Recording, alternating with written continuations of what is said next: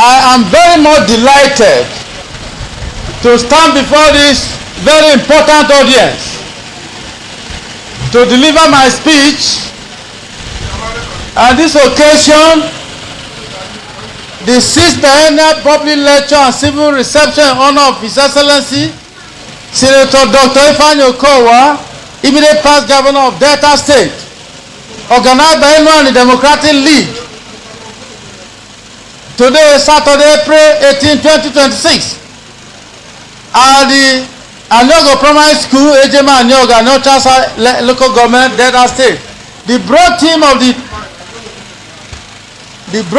the lecture is Senator Dr. Okowa, the quintessential politician and the beacon of hope for the Anioma nation.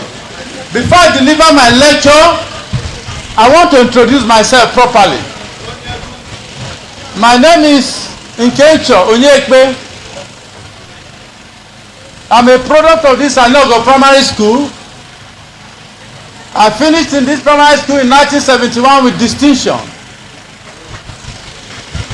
My last teacher in this primary school was Mr. Mike Obi-Wanoche. I'm sure he's here seated. He was my teacher in primary 6. They can testify that I was a good student, a good pupil. From here, I moved to Sadeni High School at Saba. From there to Government College ULE for my HSC, and from there to University of Ibadan, where I graduated as the best student in history. I then moved further to University of Lagos in 1986, and I've been teaching in University of Lagos for 40 years since 1986. I am very, very vast in the history and development of Anioma and Delta State. I am a complete Ejeme person, complete Eka South and Aniota South, complete Anioma. I'm in a position to make absolute and categorical pronouncements on the politics of this area. My PhD was on the history of West Niger Igbo land, that is Anioma Nation. Nobody has written the history of Anioma Nation. I have been the only one. If somebody is going to write, it will be tomorrow. So I have authority to speak without any fear or contradiction on the development of the nation. Before I go further, we are very, very much interested in the creation of Anioma State. But we are not interested in becoming part of Eastern Nigeria. I've advocated, and I will continue to advocate, that all Midwestern region, comprising today of Edo State and Delta, is big enough to become a region, to be split, to be divided into 4. 2 states from present-day Delta, 2 states from present-day Edo State. Then we have 4 states in the old Midwestern region. All the colonial regions, whether Northern region, Eastern region, Western region, have been divided into many states. Only Midwest has continued to have only 2. We are ripe enough to become a region comprising of 4 states, Delta divided into 2, Delta proper and Anioma, then Edo into 2. That has been my own advocacy. Any person representing on Senate henceforth is being challenged to go to National Assembly and advocate for the creation of Midwestern region or Midwestern zone to be made up of what? 4 states. While the other 4 South states in southeastern Nigeria will become coastal region. That is by the way. Now my lecture. I've written a book on Anioma Nation. That book has never been presented to the public. As the nation's 4th republic prepares for the next round of general elections in 2026, numerous persons are indicating interest in different positions. While some of these persons have on their own made or are making the decision to contest, others are thrown up by some interest groups. In most cases, majority of the candidates are not credible. They belong to one of these categories of candidates. pretenders, opportunists, and spoilers. One defining characteristic of these politicians, so-called, has been that they emerge or are thrown up for the purpose of speculations or negotiation. They stand mostly on shaky, sandy ground. They are charlatans and demagogues, as is revealed in their pronouncements and actions. Without presentable credentials and evidence of fitness for any elected position, they often recourse to grandstanding. A critical feature of political development of Nigeria has been that, with the exception of the First Republic, 1960 to 1966, and the Second Republic, 1979 to 1984, or to 1988, the political parties are not ideologically different. Thus, the difference between any two parties in the context of power is at best the difference between what we call Tweedledee and Tweedledum, or what you may call the difference between, 6 and half a dozen. If you don't have an ideological difference, it's not easy for people to make a choice. The impact of the lack of ideological difference, therefore, is that what matters most in the choice of candidates is the quality of the individual candidates contesting for the elected position, not their parties. What is the orientation of the candidates? That is the question the electorate will ask. What is the orientation of the candidate? What is their purpose in seeking elected position? To enrich themselves or to serve the people? Therefore, for each position, for example, the office of the senator, all candidates contesting for the position must be subjected to dispassionate and rigorous scrutiny.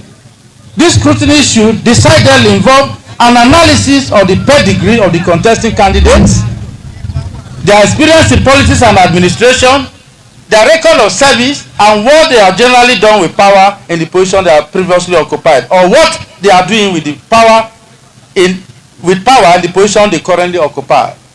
In this scrutiny, the evidence on ground should speak for each candidate. From the scrutiny, the electorate or the people should be able to know each candidate's concept of leadership. Expectedly, there is today a groundswell, I repeat, expectedly, there is today a groundswell of pressure for Senator Okowa to return to the Senate in 2027 to represent Delta North Senatorial District. He considered the pressure as an expression of confidence in him and accepted without hesitation to contest for the office.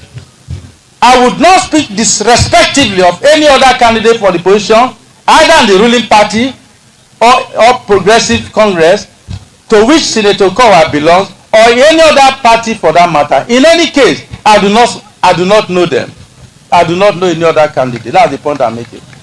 If the pedigree and contribution of any aspirant cannot speak for them, whether they are seeking re-election or they are emerging for the first time, I will not be the one to speak for them. Let their pedigree speak for them. A worthy pedigree and visible contribution speak loud and clear. Where they are lacking, there is nothing to speak about. The point here, therefore, is that if you are currently in the Senate as a representative of your senatorial district, what do you have practically on ground to show? How many people and groups have you touched their lives?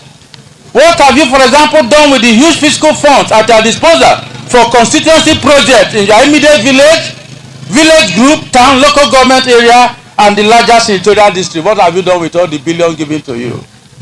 If your candidature is for the first time, what have you done with the position you have occupied at the lower levels? If you have not occupied any position at lower level before, who and what can vouch for you that you would not sacrifice or squander the opportunity to serve if elected at any altar different from the people's altar? Needless to emphasize, having been a senator or currently being in the Senate does not confer any automatic leverage without anything or with very little at best to show as an accomplishment. Now, if you have been a senator before or you are there today and there's nothing I've done, that doesn't give you any advantage. Senator Okowa does not belong to any of these two negative or unenviable situations. He is a consummate politician and statesman. He has served and grown vertically through the political administrative ladder, from the secretary of local government to chairman of local government to civil commissioner to senator, a distinguished one for that matter, and the executive governor of the state. In terms of public service, he has been a great administrator, outstanding in numerous ways and areas. In particular, as governor, he has been impactful all the way, with gargantuan legacies that continue to speak for him, and to remind whoever that has chosen to be his detractor that he has earned the trust and confidence of the people. Senator Okowa's candidature is not a case of the taste of the pudding is in the eating. Because it has been tried and tested over the years, it's a clear case of a good product sells itself. It's when you have not eaten pudding, you say, let me eat it and know what it is. But I'm saying that in the case of Okowa, there's no doubt. It is a case of a good product that sells itself.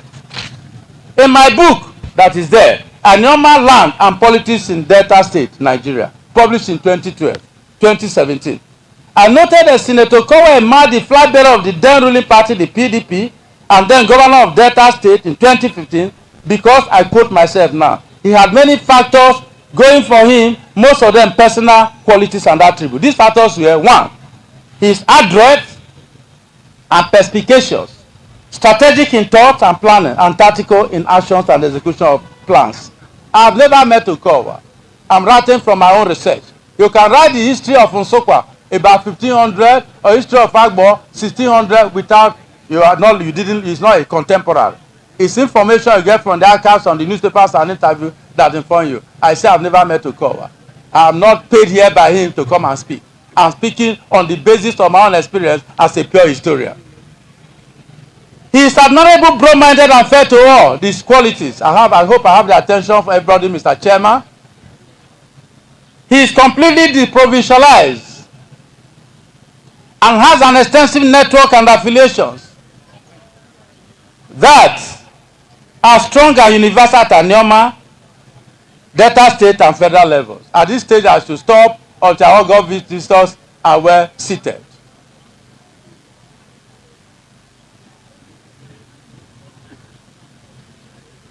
Once they are seated, I will continue. No, I can't be talking to nobody. When the chairman says I should continue, I will continue. Okay. The fourth quality Okowa has that made him governor of Delta State was that his politics is inclusive rather than exclusive. He has an enviable pedigree as a public administrator, civil commissioner, secretary to state government, a distinguished senator of the Republic of Nigeria, and the leader, by virtue of being a senator, the leader of the PDP in Delta North. He is a very responsible and committed party leader with absolute loyalty to his party. He is a grassroots politician, hence he has a multitudinous following with limitless circles and concentricity of loyalty and support. Then he is very resourceful. He has an effective campaign organization machine. And finally, he is exceedingly courteous, humane, humble, modest, and kind-hearted. These are traits that have made him magically charming. I'm talking of the factors that gave him victory as to become a senator. Beyond these personal qualities and attributes, Senator Okowa and his campaign team and the PDP elite and leaders in Delta North Senatorial District were able to build bridges across the senatorial boundaries and won the support of the party leadership in Delta Central and Delta South Senatorial District. Then within the Delta North Senatorial District, where he was picked as flag bearer because it was the turn of Aniogor, within this Delta North Senatorial District, he was deservedly chosen as governorship candidate of the ruling party because he was, for want of a better term, among other aspirants, what the ego is among other birds. Today, Senator Okowa's status as a great statesman and distinguished achiever have been further elevated by many indices. His landmark legacies as governor 2024-23 include: 1, under his governorship, some of his achievements, numerous, but I'm just enumerating 3 or 4. Under his governorship, the state capital area, the Asabibuza Aziz, witnessed drastic transformation through professional urban development planning, and the appropriation of huge fiscal resources for infrastructural development. Before I became the governor, those that ruled Delta State were from so-called Delta South and Central, or Delta proper. Chief Felix Ibru, Chief Ibori, and Udwara. Ibru was running the government of Delta State from Ugeli. Ibori was running from Ogara. And Udwara from Warre, because they didn't like the fact that the capital of the state is Nasaba. They said, let them take the capital, let us see what they will give. So they concentrated on Okowa came as a son of the soil. He began to appropriate enormous fiscal resources for the radical transformation of Asaba. Kudos to him for that. Secondly, his impact on infrastructure in Delta State was unprecedented. New roads were constructed while old ones were rehabilitated. As his administration makes road construction and rehabilitation one of his topmost priorities, he was guided by the virtues of equity and fairness. The Delta North Senatorial District was not left out. That is Aniogor land. There was no part or clan of the district that did not benefit from the development of road infrastructure. It is not for nothing that the beneficiaries of the revolutionary work on road transport gave him the praise name, the Roadmaster. This is no propaganda, for it is visible even to the blind. What he has done in the area of road development. You may say that Ejeme didn't have road. The road he met on ground was constructed in 1978. And the road, nothing happened to it. So he felt that it was better to rehabilitate the area that were affected and retain the old road, which is better than the newly constructed one. So Ejeme Epo, Aledema people, Etwa people in Sokwa Epo cannot say that they didn't have a good road, because instead of destroying the old one to construct a weaker one, in his wisdom, what they did was to rehabilitate. This road was constructed in 1978. I was in HSC there, and it is still there. It's kudos to him for recognizing the fact not to destroy the road. It's other achievement. Thirdly, in health sector, many public hospitals were rehabilitated. Among the new hospitals built by his administration in Delta North Senatorial District were the first-class specialty hospital in Asaba and the Mother and Child Hospital in Owaliru. I got to note all this development through my own fieldwork as a researcher. I didn't hear that from his assistant or from him himself. 4. On education, apart from other numerous landmark interventions in the sector, Okowa as governor left much less footprint on higher education. He met one public university, the Delta State University, Desu Abraka in the state. He handed 4 over to his successor and the people of the state. He achieved it by upgrading the Asaba campus of Desu Anwe and named it Denis Osadebe University, DOU. The College of Education Agbo was upgraded to a university and named University of Delta, UNIDE. While the Delta State Polytechnic of Zoro was upgraded to a university and named Southern Delta University, Saudu. This revolutionary impact of the Senator Okowa administration remains unprecedented in the annals of higher education in Africa. Even in Africa, some countries cannot afford to have 3 new universities at a time.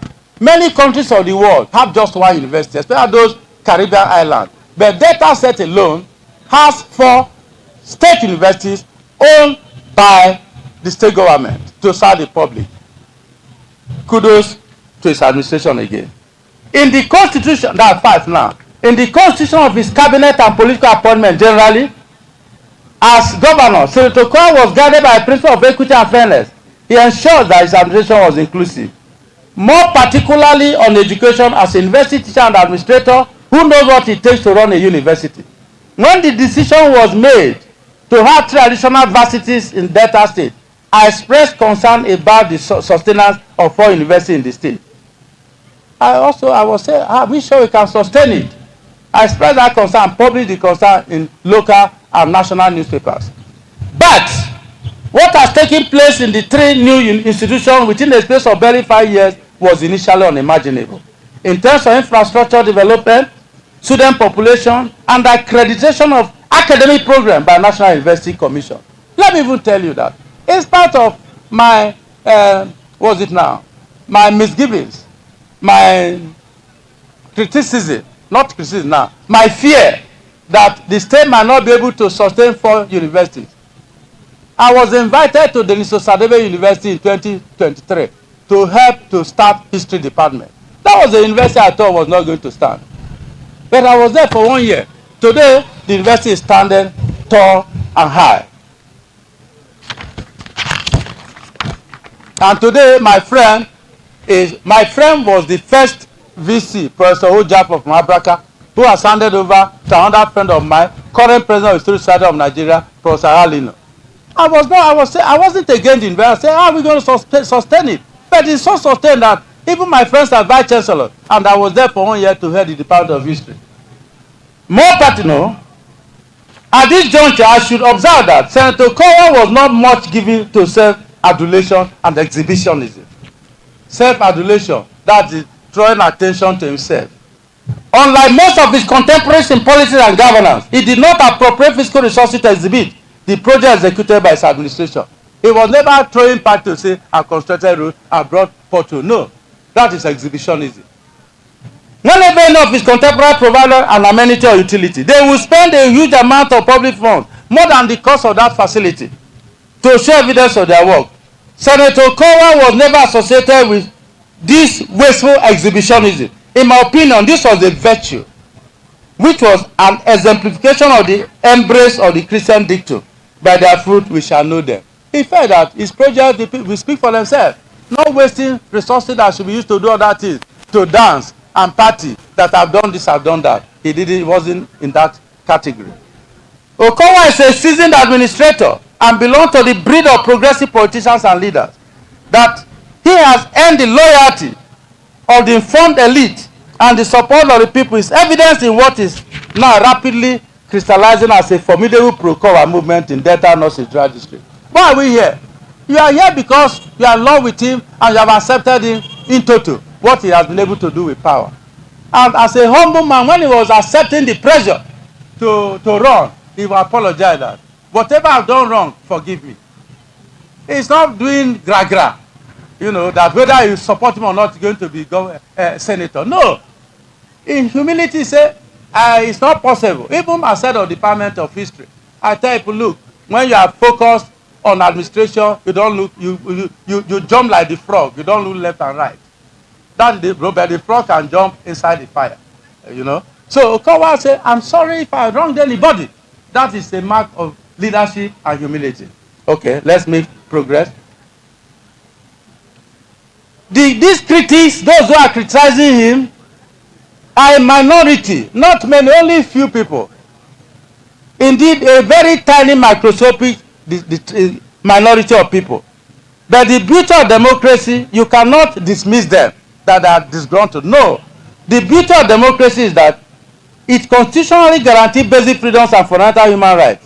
One of these is freedom to draw attention to government and leaders, to draw the attention of the government and leaders to their failings and mistakes. But the critics of Senator Okowa have not been able to raise any fundamental issues against him. They have not been able to raise anything concrete against him.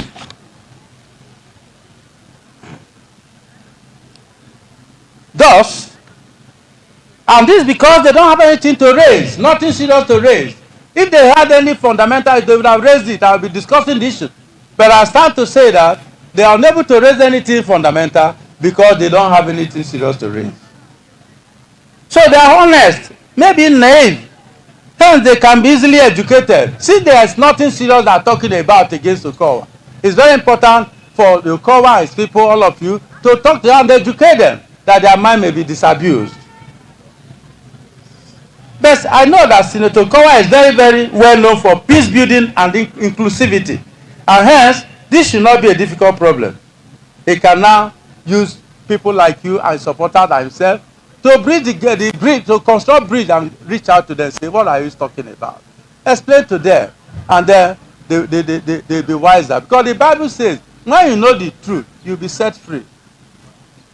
Now, these are some of the criticisms against Okowa. Some persons charge that their community did not benefit from the provision of some specific and social amenities and public utilities.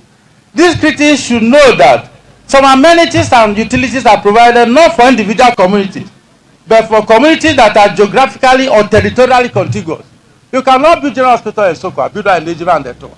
There are some you build in one center, people from the neighboring community will go there. So if you didn't get a general hospital, and the Sokwa has, you have no reason to complain because they belong to the same clan. I say no, that this criticism does not hold water because some facilities are provided one for a group of communities, like the police station, for example.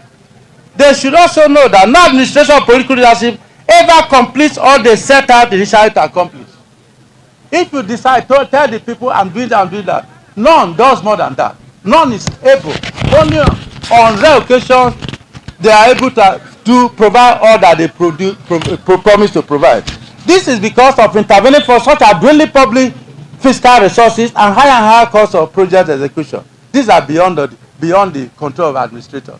If the cost of providing a road is 5 billion, and by the time you promise to provide 5 roads, by the time you become governor, the cost of each has gone to 20 billion. What are you going to do? You do your best.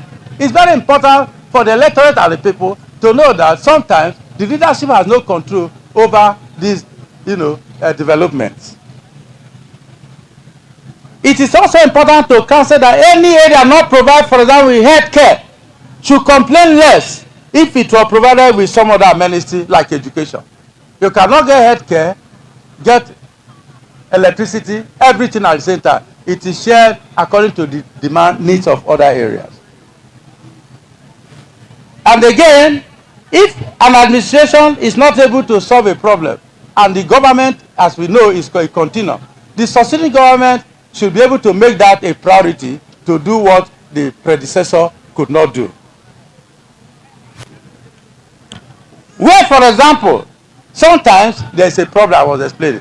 Where, for example, there is a sudden outbreak of an epidemic with devastating and calamitous effect on the population, the challenge in the health sector can encourage, if, for example, there is cholera, there is HIV, there is what do you call it now? This thing of 1919. There is COVID. If there is a breakout of COVID in an area, government will mobilize budget for education and for health, for transport, and deal with that. So if eventually education is not taken care of as originally planned, you cannot blame the government.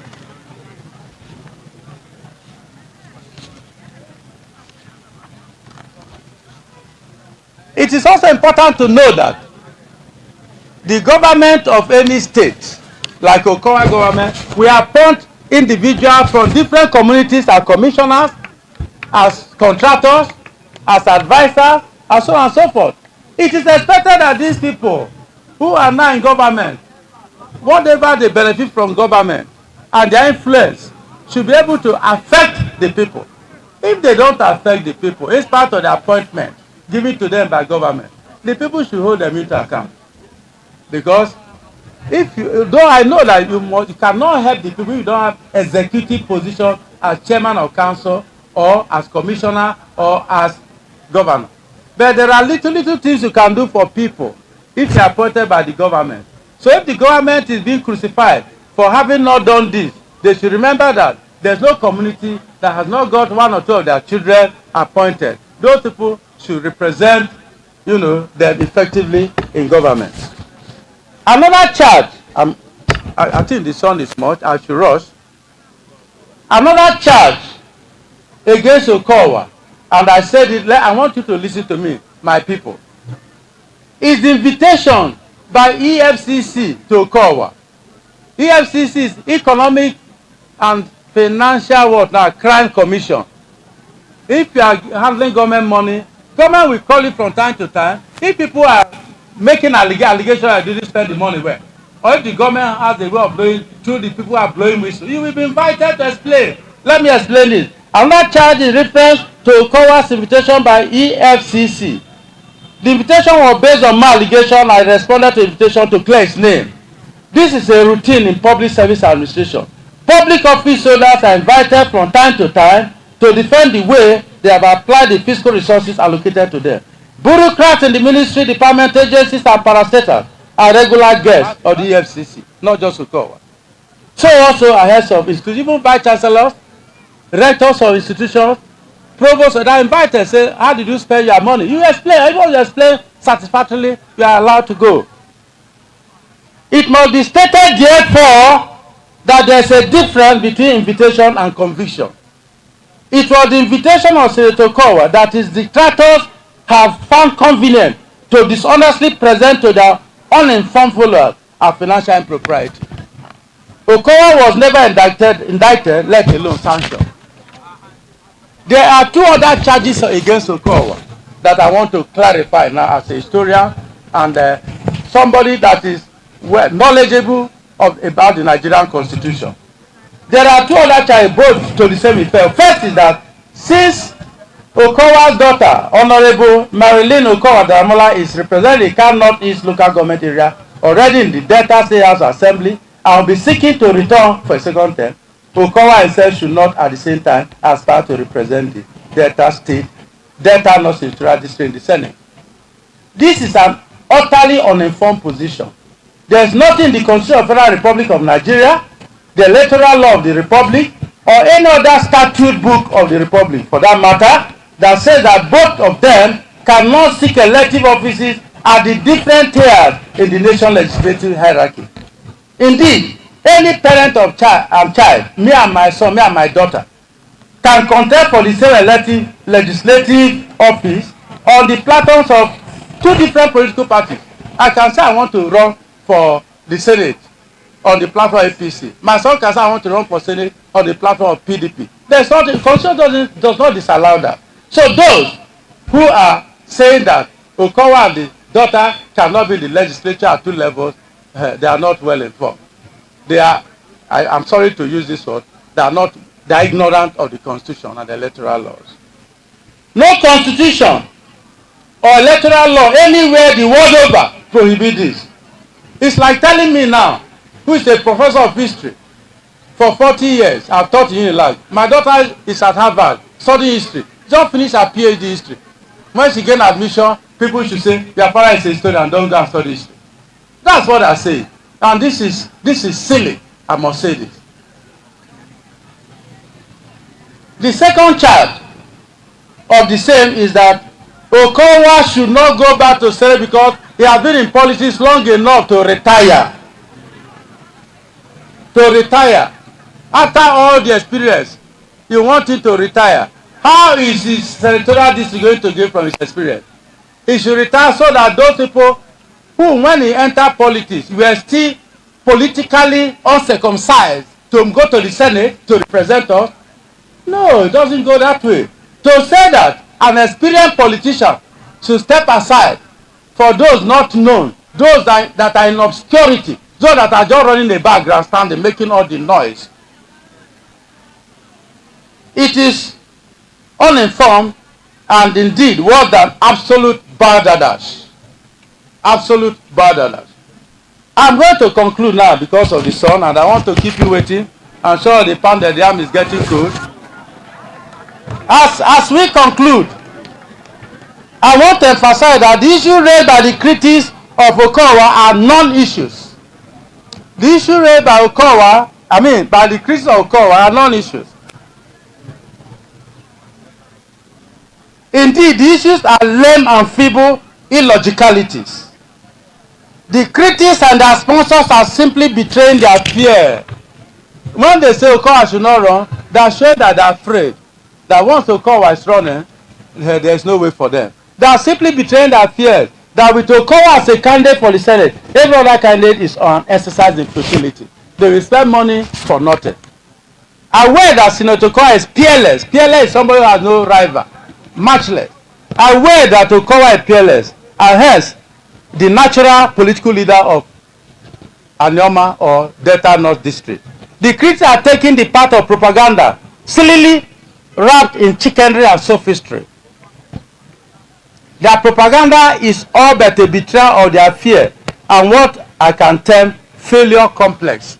They already know they will not succeed, and they want to tell Okowa not to run, using the ballot say, Oga, you have done enough, let others. That's not politics.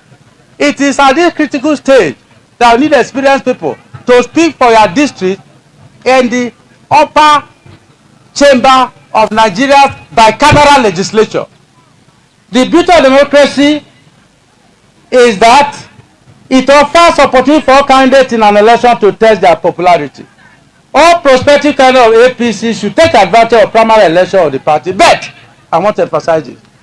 As the party chooses a flag bearer, members should be reasonably conscious of the fact that primary election is an intra-party activity to choose a candidate for the inter-party election from which the senator-elect will emerge. Therefore, as the party, APC, organizes the primary election to choose the flag bearer for the Senate, it must be conscious enough not to choose a candidate that will be dwarfed by the candidate of any other political party. If you go and pick somebody that is an unknown quantity, and somebody in another party defeats him, you have lost your position in the Senate.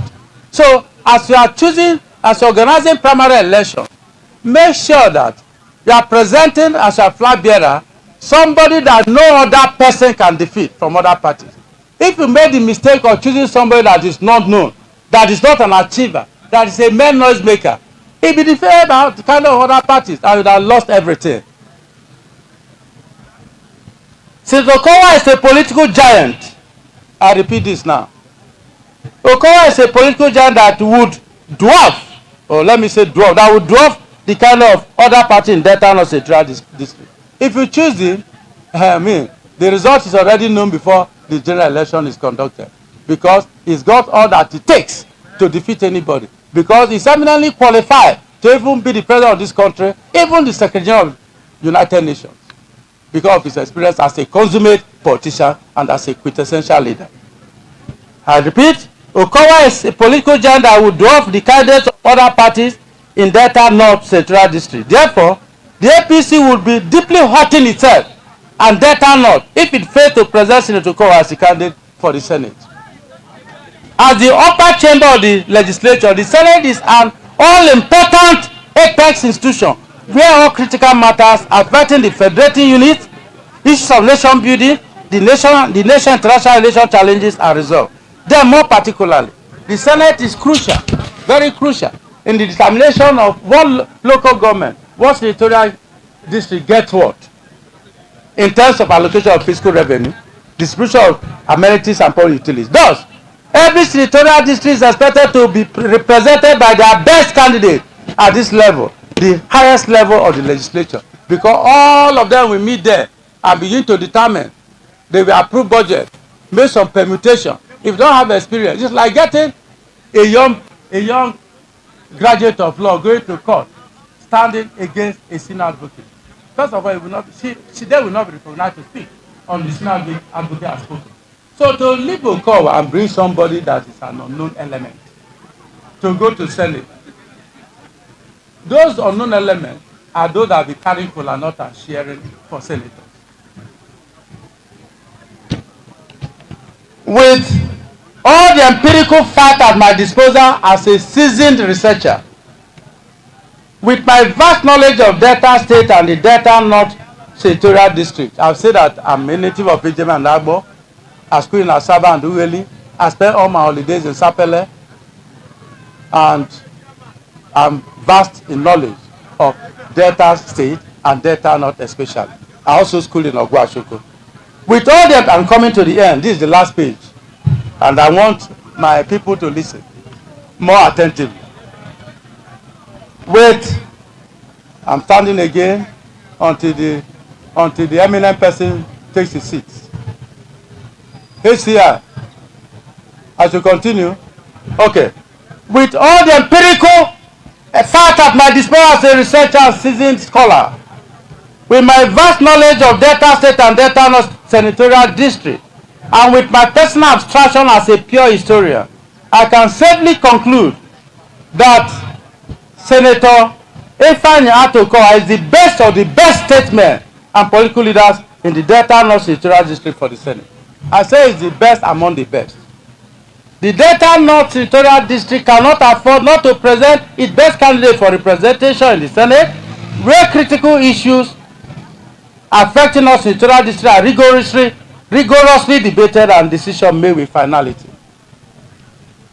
The Senate is therefore an institution where experience and track record matter most concerning effective representation. No football team, I'm ending now, can afford not to feed its captain in any match.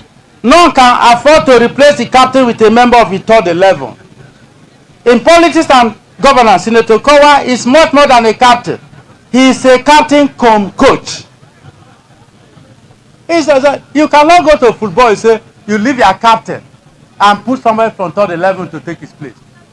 But I'm saying that in politics and administration, Okowa is not just a coach. He's a coach cum captain or a captain cum coach. You cannot afford to sacrifice such a blessing, such a gift to your community on the altar of partisan politics.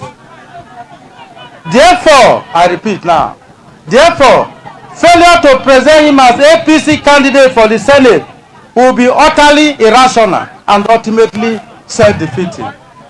If you don't present Okowa as your candidate, I'm saying here that will be utterly irrational, senselessness, and at the same time, self-defeating. You just go to the field and you come back nursing your wound, licking your wound.